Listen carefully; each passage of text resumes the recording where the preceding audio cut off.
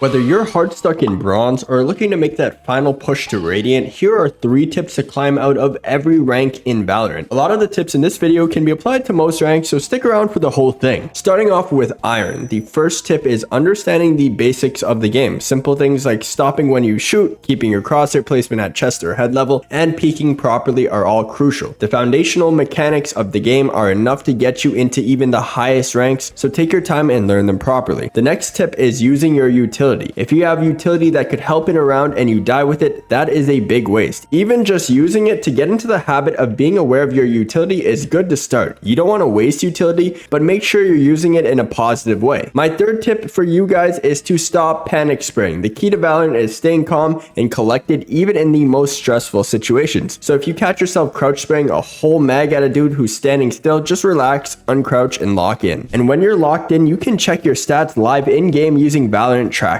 By simply checking the leaderboard, these stats update every round and show a whole timeline of the game. You can even see the stats of your teammates and the enemies in the app during the game using their live match feature. This can be pretty useful to tell if there's 5 smurfs on the enemy team ready to crush you. Seeing your teammates' stats in the game is cool and all, but you can also see them before the game starts too. In Agent Select, you can see all of your teammates' stats alongside their peak ranks and see if you need to insta-lock Duelist or not. Another cool feature in the app is being able to tell who's queued together. This colored bar by these names means they're queued together, so you can see who brought the dude that's trolling into your game. But by far my favorite part of the app is the lineups feature. You can find any lineup you want all inside of the app by clicking the guides tab, and then clicking on the agent you want, selecting the map, and it's pretty much all laid out for you. For someone like me who doesn't memorize lineups, this is super useful. If any of this sounds good to you, click the link in the pinned comment or description, and thank you to Valorant Tracker for sponsoring today's video. Next up are my brothers in bronze. We need to get your communication skills up. Things like not talking when you're dead if you don't have anything important to say, and communicating any plans you have with your utility in a round, especially on attack. You don't want to be blinding your teammates on the way in just because you didn't communicate the flash. Communication is crucial, but remembering the objective is too. I notice a lot of people in lower ranks tend to forget about the goal of winning the round. Things like going off on your own as your team's only duelist or initiator is pretty harmful to your team, especially on attack. Or if you're pushing as your team's sentinel on defense, there's a lot you can do to throw rounds that wouldn't traditionally be considered trolling. Basically, what I'm trying to say is keep your mind on how to win the round and not what's going to look best on the scoreboard after the game. The last tip I talk about in bronze is economy. Economy can seem confusing, but at this rank, I'd worry primarily about buying with your team and making sure your team is all on the same buy every round. I see a lot of lower rank players just buying whenever with no care or thought into their team's economy. Your goal should always be to keep your economy in line with your other teammates and make plays as a team when it comes to this. After the bronzes are my heart-stuck silver friends. First, we need to talk about your movement. You guys have a lot of wasted movement. You want to be more precise and particular about the way you move around. One thing I'd recommend doing is starting to learn strafing and burst strafing in particular. Burst strafing consists of moving left and right, and as soon as you press your opposite movement key from the direction you're going, you will have a dead zone where you're fully accurate. You can shoot about 3 bullets in this time frame when you're good at it, but you can practice tapping first to get used to it. Movement is key in the higher ranks, so it's best to start practicing this now. This is the rank I'd recommend to start using an aim routine. For a simple aim routine, I'd recommend heading into the range and just shooting around in here until you feel somewhat warmed up. After that, set the bots to strafe and shoot at these guys until your aim feels good. After that, queue up a deathmatch and focus on one thing in particular, like crosshair placement or strafing. Once you finish your game focusing on one of the mechanics, play another one where you would play normally. Over time, this will help you improve on specific mechanics by just practicing them daily. Practice does make perfect. And for the final tip, I'd recommend trying to pick a few agents you really like and maining them. Meta team comps aren't really going to matter a whole lot until you're playing in Ascendant or higher lobbies, so just play what you enjoy at this point. Picking agents solely for meta is going to leave you burnt out very quick. After that, we have our friends stuck in the hard stuck gold booger rank. My first tip to you guys is making sure you're communicating effectively with your team. We talked about some of the basics of communication already, but at this point, you guys should be planning your rounds in voice chat. Some things I do in pre-round are asking what my team wants to do and telling them what I plan on doing with my utility before the round starts. Obviously, you don't need to calm what you're doing on like Cypher unless you're lurking or something, but if you're on an agent like Sky or Jet or Omen, you need to be communicating your plans to your team to avoid confusion. For example, if you're playing Sky, you can say, I'm gonna dog A. For Jet, you can say, I'm gonna be dashing top gen. For Omen, say, I'm smoking tree and flashing gen. Just communicate your utility. As a side note, if you notice you or anyone on your team is getting toxic, just mute the problem. It's not worth your time or effort to to argue with a toxic person. The next thing I want to talk about is applying what you know to the game. At this rank, you guys probably know what you should do, but probably aren't applying it all the time. The main thing is to be mindful of what you should be doing and applying it to your game. Back when I played CSGO, I would watch the pros play and apply what they do to my own game the best I could, and that helped me get better a lot quicker. Things like how to reposition, how they use their utility, and their shooting habits. While we're talking about positioning, this is the rank where it's really going to start to matter. You want to position yourself in spots where you have multiple plans for what could happen after. For example, if I'm playing backside A on Haven as Jet, I can sit under Heaven and hold the long push. Then after I get my first fight, I can smoke the left side and swing right. Having a plan for every round and your position is crucial. After gold comes platinum. If you're stuck here, you probably know this rank is where things start to get a little bit more diverse. I see a lot of players who are good at one thing like aiming, but not many are good at it all. This leads me to my first tip. If you know what your strengths are, you should work on the other aspects of your game. For example, if you realize your aim is better than the people in your lobby, you're probably being held back by your game sense. Watching your own games back can help with this a lot. For example, if I watch my game back and see I'm not using my utility correctly, that could be something that I'm more conscious of the next time I play. Next, I haven't talked about aim trainers yet at all in this video, and that's because before this rank, simply playing the game is better for you since it gets you used to the game's mechanics. If you feel like your aim is lacking, using an aim trainer can help you out and is worth trying for sure. I would personally recommend just playing deathmatch. I'm never that huge into aim training myself, but I know it helps a lot of people, so it may be worth trying for yourself. The final tip for platinums is understanding trades. I noticed a lot of over peaking in this rank, and I wanted to touch on trading quickly. A 1-for-1 trade is always going to favor the attackers. If you're over peaking on defense in an untradeable or one and done position, you are inherently giving the attackers an advantage. So even if you get yours, you might still be putting your team at a disadvantage. Being more cerebral about your gameplay in this rank is key since most other people aren't. Next up are my dudes in Diamond. For the first tip, I want to talk about players who are over reliant on their aim or utility. In this rank, you'll see players who are either all aim or all utility. Neither of those are a good thing. If you rely on your aim too much, you're going to get in situations where using your utility would save you. And if you're over reliant on utility, you'll find there are times where just shooting the enemies would have won you the round. This is a problem even in Immortal sometimes, but starting to understand where you need to use your utility and when to shoot the enemies is pretty important here in Diamond. Diamond is also a rank where you need to start recognizing your bad habits. Bad habits can include crouch spraying a lot, making positional mistakes, using utility incorrectly, or even being toxic when you shouldn't be. There are a lot of things that could qualify as bad habits, but the main question you should be asking yourself are, is this helping my team or am I putting myself in a good position? If the answer to either of these questions is no, you need to rethink your play. The final tip for Diamond is playing around your teammates. Diamond has a lot of solo play going on, but even if your teammates aren't cooperating with you, you can play around what they're doing. For example, let's say you see your teammates just walking down middle on Haven, you can come and hold their window to help them. Small things like this are what's important to improving your team's odds of winning, even if everyone isn't cooperative in the traditional sense. Up next, we got the Green Booger rank. Ascendant is a pretty mixed bag of players who are mechanically insane, really smart, or great with utility, but a lot like Diamond, there's not many who are doing it all. This leads me to my first tip for Ascendant. You need to work on the worst part of your game. If you're a duelist main who plays duelist every game and you're awful at another role, you should learn that role to become a more complete player. This is the rank where your biggest weaknesses are going to amplify drastically. You might have ranked up all the way from Silver to Ascendant just by locking Reyna, but getting into Immortal is a little bit more of a challenge. My next tip for Ascendants is going to be focus on overthinking and indecisiveness. Overthinking your plays and being indecisive about them is natural, but there comes a point where you just simply need to commit to a play, whether it's the perfect one or not, since overthinking might just stop you from catching a timing that could have led you to a round win. Too many times I notice players are stun locked by their own brain on what to do, when realistically they should have just committed to the play they were going to make. My final tip for Ascendants is that the players around you are getting better, so you need to be getting better as well. Staying humble is the key to improving at the game. If you think you're better than everyone around you, you're wrong. Staying calm, collected, and humble is the best way to rank up. Those who let their emotions get to them mid-game or get angry and rage at their teammates are just gonna lose. The same could be said for Immortal players. Staying humble is important when you're this high in elo, because everyone has different strengths and weaknesses. My first tip for you Immortals is going to be sitting down and giving yourself a full VOD review. At this level, it's going to be a bit difficult to notice your exact mistakes while playing the game, so at this point, the best thing you can do is watch your own games back. Things you should look for are bad habits, making sure you're using your movement to your advantage in gunfights, and making the right plays to help your team. If you're noticing any of these mistakes, that means you should be able to fix them easily in game if you're being conscious of it. Watching what pro players do do, and adding that into your own game can also help a lot. The next tip is mastering angle isolation. A lot of players Immortal and lower tend to peek more than one angle at a time and get caught off guard. You want to be isolating all of your angles perfectly to avoid being shot from another one you aren't expecting. Proper angle isolation is one of the most important mechanics in Immortal and Radiant due to how small the margins of error can be. So mastering this is very important to not leave your team at a disadvantage. Minimizing your mistakes is the main part about ranking up in Immortal and maximizing your utility. You need to be using every piece of utility effectively at this rank if you want to make it out of it. If you're a smokes player, mastering your role and throwing neat one-ways for your team, mastering your role and thinking of the ways you can maximize your impact of the game is the key to ranking up in Immortal. Being vocal about your utility and staying positive has a big impact on winning and losing at this rank as well, since there tends to be quite a few toxic teammates. Now, if you're Radiant and watching this, you probably know most of what we talked about and you have a couple of options. If you want to go pro, you should be focusing on finding a good team with players you trust to compete in tournaments with, and with that, you should be focusing on improving your team play rather than being a ranked demon. Most of the best players who play ranked are working on their team play every day, whether it's in tournaments, scrims, so it's the next ideal step. If you guys enjoyed the video or got anything out of it, make sure to leave a like and subscribe. If you have any tips you want to share, leave them in the comments below.